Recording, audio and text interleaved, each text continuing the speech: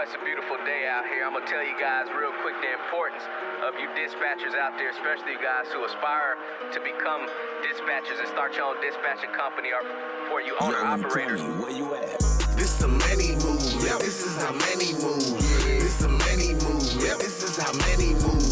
Dispatching trucks, broker to get bucks. Got duties pulling up, giving knowledge, that's what's up. This a many move, yeah. This is how many move. This a many move, yeah. This is how many move. Dispatching trucks, broker to get bucks. Got duties pulling up, giving knowledge, that's what's up. Hot shots stay ready to book a load. Many movement trucks seen all over the road. CEO commit, execute and be obsessed. Running miles every day, keep me free of stress. Travel in your own lane, there isn't any traffic. Moving quick and strategic, gotta secure the package. Gotta take it and make it more than what it's worth. I came up from the bottom, used to be in the dirt. Self-made and doing things extraordinary. Growing lateral and vertical is more than... Big salute to all of my veterans out here. Big shout out to all of my subscribers, man. Like I tell you guys, I appreciate each and every one of you, and I can't go one video without showing my appreciation. Big salute to all of my truckers out here. I'm talking about from flatbeds, step decks, hot shots, box trucks, sprinter vans, cargo vans, dry vans, reefers. Man, I salute you guys out there, man. Keep doing what you're doing. And if you guys are company drivers, make it a goal to become an owner operator eventually. So today, let me share with you guys real quick. I got about 5 reasons all in my mind right now on why trucking companies fail. So trucking fails. That's what we're just gonna put up there right now. So we're talking about trucking companies basically failing. And I'm going to basically give you guys 5 common reasons I feel why these trucking companies will fail, because I have failed at one point in time in my trucking career too. Like I told you guys, my first MC number pretty much got revoked, or it became inactive, or it's really the same thing, I guess, at the end of the day. Had some commercial insurance problems, and basically the commercial insurance wouldn't renew me. So I had to basically end my first MC number, and then I had to start back over. So I'm going to give you guys basically 5 common reasons. So if you guys haven't started your trucking company, this information should help you guys plan better for the future. And if you guys are already in the trucking industry and you haven't went through any type of failures or anything like that, you know, just pay attention so you guys can also properly plan for the future. So we're going to say number 1, we'll say, is going to be the overhead. So number 1, we're talking about the expensive overhead that's involved in the trucking industry. So for you guys out here, you might hear someone say, hey man, I make $10,000 every week. You might be talking to a guy right now that's driving a semi truck, and he might tell you he's an owner operator and he's making $10,000 every week. He's basically telling you that he's making $10,000 in gross, but there's a lot of overhead still involved in the trucking industry. The good thing about if you guys become a real owner operator, get your own authority and drive that truck yourself and dispatch yourself, you could decrease the overhead. And that's the whole goal, is to figure out how can you decrease your overhead. But if you guys want to go out and start a trucking company, like a lot of people start trucking companies and they don't even have a Class A CDL license because you don't need it. But I'm just saying, at the end of the day, the people that's going to go out and start their trucking business without having a Class A CDL license, they're going to have to go hire a driver. Now that driver is going to eat into that profit. And whatever happens to that truck, that owner has to pay to get it fixed. The owner has to pay the fuel, the commercial insurance. So let's just run down some things that you guys will be paying, like I've already mentioned. But we're going to talk about commercial insurance, which can be very expensive. Fuel can be very expensive. Unexpected maintenance for your truck, if something happens to it, is going to be very expensive. You got your driver pay, you know, those 4 things right there could definitely eat into your profit too. So make sure you guys be mindful when you're making money out here. Don't make that money and go spend it. Like a lot of people make money and they'll go buy things that's not going to appreciate in value. They just want to go look good, right? So they're going to go out and make good money, and then they're going to take that money and go spend it. You guys can't do that. Whatever you're making, always try to put as much money up as possible, whether it's business or in your personal life too. So the overhead right here is what's going to really hurt a lot of people. And number 2, we'll say finding drivers.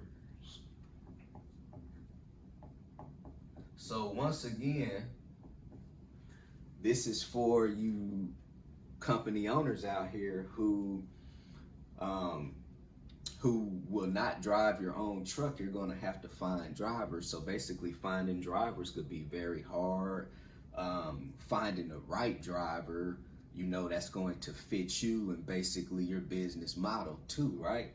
So, man, I'll tell you guys, when I was hiring company drivers in about 2 years, I had to go through at least 30 drivers too. And sometimes it could be my fault, you know, on why the drivers left. And I'll tell you, a lot of times with Class A CDL drivers, they're going to come drive for you, and then they're going to probably find something better too, something that's paying more money. At the end of the day, Class A CDL drivers, the retention rate is very low on retaining drivers for your business too. So that's why a lot of trucking companies will fail, because they can't keep that seat filled. You know, and if you can't keep those wheels turning, then you're not earning, right? So we'll say that's 2 reasons right there. And we'll say DOT compliant.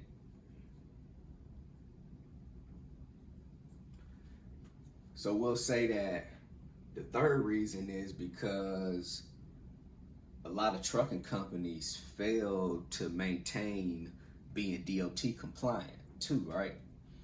Some of these trucking companies are just letting their drivers run aimlessly out on the road too, you know? Some of these drivers are getting put out of service, messing up the company's safety score, you know?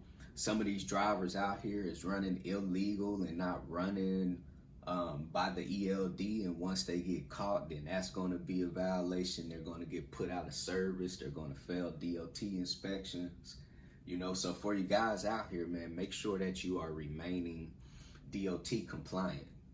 If you have a brand new authority, prepare yourself for your safety audit.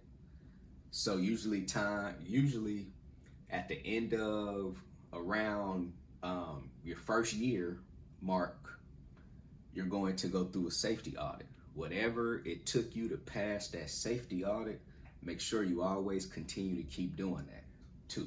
So remain DOT compliant so you guys don't get a low safety score, and basically that low safety score is going to put you out of business too. So we're at number 4 right now. And this is kind of goes back to being DOT compliant when I just said you want your safety scores to remain good, because if your safety scores end up decreasing, that could put you out of business, because your commercial insurance company will be checking your safety score, and then your commercial insurance company might say, man, your safety score is too low. We're going to basically end your policy or cancel your policy, or we're not going to renew your policy, right? And Sometimes it's very hard getting commercial insurance when another commercial insurance company has already canceled your policy out. I've already been through that too before, right? So I understand how the commercial insurance work. Basically, the commercial insurance, I feel, is in they're the ones that's really in charge of your business too, how I look at it. Because without commercial insurance, you're not going to have an active MC number, because it takes commercial insurance to activate your authority, right? So these are the ones that you need to keep happy. Two is your commercial insurance company. So I had about 4 or 5, but I didn't got to talking, and right now I can't think of that 5th one. If I do think about it, I'll make sure that I tell you guys. But I believe the most common reasons, really, it's all 4 of these. It's the overhead, how I feel a lot of trucking businesses will fail more than likely because it's all about the finances right here. So you got to watch out for that overhead. Don't buy any truck or trailer out there that you can't really afford too, right? Always figure out how you can decrease your overhead. Some people might go pay $1,500 every month for their truck note, and then the next person go find a truck and they might pay $500 every month. So you want to be the person that's paying $500 every month, because you're going to be making the same amount of money too. You could have 2 semi trucks right now lined up, a brand new one that costs $200,000 or one that costs $20,000. Both of them lined up, both of them loaded up, both of them going from point A to point B. They're going to make the same amount of money, but the one that costs $20,000, he's going to profit more because his overhead is lower, right? So finding drivers, if you don't have a driver, you're not going to make any money, right? Unless you have your Class A CDL license. Being DOT compliant. And then, like I said, the commercial insurance is going to be the ones that's putting you out of business if you don't remain a good safety score too, right? So make sure that you guys are always doing good pre-trips and post-trips. Make sure that your drivers really understand how to do those pre-trip and post-trip so they can identify any problems so that you guys could go get it fixed too, right? Because you don't want any problems with the commercial insurance because you didn't been put out of service, you didn't got into too many accidents, you can't pass a DOT inspection, you know, and they're going to be monitoring the safety website, safer website quite often too, you know. So, man, real quick video for you guys out here, man. If you have any questions, hit me on my text message, 317-953-8943. Go visit my website, www.extraordinarymovement.com. Go get your 30-day free trial with DAT. Go sign up with TAFS, Trans Am Financial Services. If you guys are looking for a factoring service, everything in the description link below. CEO, commit, execute, and be obsessed. Everybody be great out there. CEO, commit, execute, and be obsessed. Everybody be great out there.